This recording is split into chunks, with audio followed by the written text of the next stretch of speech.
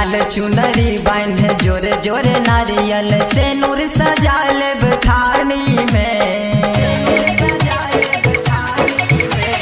लाल चुनरी बांध जोरे जोरे नारियल से नूर सजाल थाली में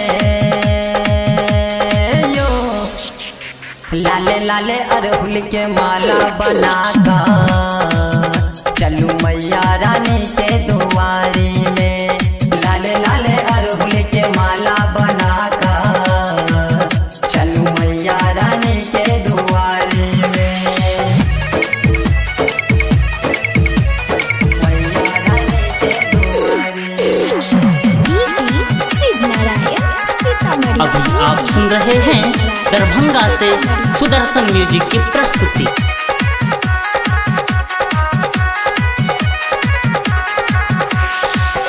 बीतल जाई दिन यो पिया जाऊन बजरिया हमरा लले आहाँ लाल रंग सरिया। लाल रंग सरिया यो पिया बीतल जाई दिन यो पिया जाऊन बजरिया हमरा लले आहाँ लाल रंग सरिया। लाल रंग सरिया धोती कुर्ता गमछा लाल भूलब नहीं पान सुपारी के अयो। लाले लाले अरहुल के माला बनाकर चलू मैया रानी के दुआरी में। यो लाले लाले अरहुल के माला बनाकर चलू मैया रानी के दुआरी में। चलू मैया रानी के दुआरी में। अभी आप सुन रहे हैं दरभंगा से सुदर्शन म्यूजिक की प्रस्तुति। होइत भीन सार यो पिया मैया धाम जायब घंटवा बजा का मैया रानी के जगायब। रानी के जगायब यो पिया होइत भीन सार यो पिया मैया द्वार जायब शंख बजा का मैया रानी के जगायब। रानी के जगायब लाले लाले चुनरी माँ के ओढ़ायब एथिन मसेर सवारी में अयो। लाले लाले अरहुल के माला बनाकर चलू मैया रानी के दुआरी में।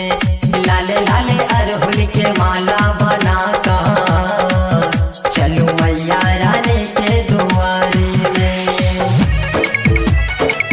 चलू मैया रानी के दुआरी में।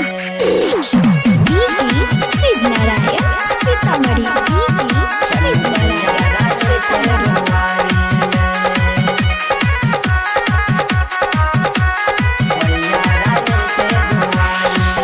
लाल रंग पटोर चढ़ायब लाले मुकुट यो। लाल रंग टिकुली चढ़ायब लाले सिनूर यो। लाले सिनूर यो पिया लाल रंग पटोर चढ़ायब लाले मुकुट यो।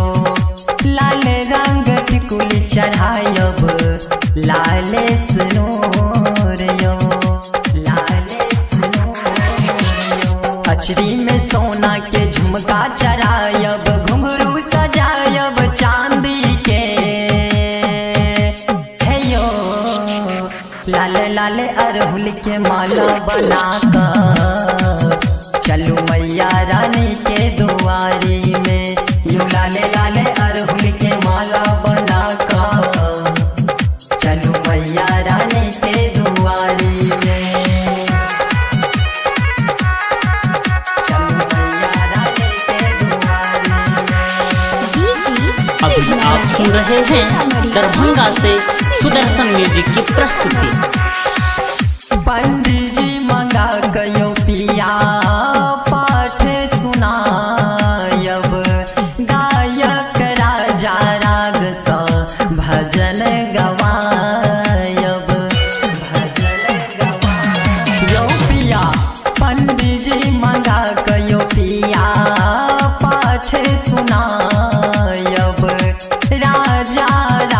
समा के भजन गवायब, भजन गवायब। देथिन माँ हमरो पर ध्यान यो पिया, दिन बीतत खुशहाली में। हेयो लाले लाले अरहुल के माला बनाकर चलू मैया रानी के दुआरी में। यो लाले लाले अरहुल के माला बनाकर चलू मैया रानी के दुआरी में। लाल चुनरी बन जोरे जोरे नारियल से नूर सजा लेब थाली में।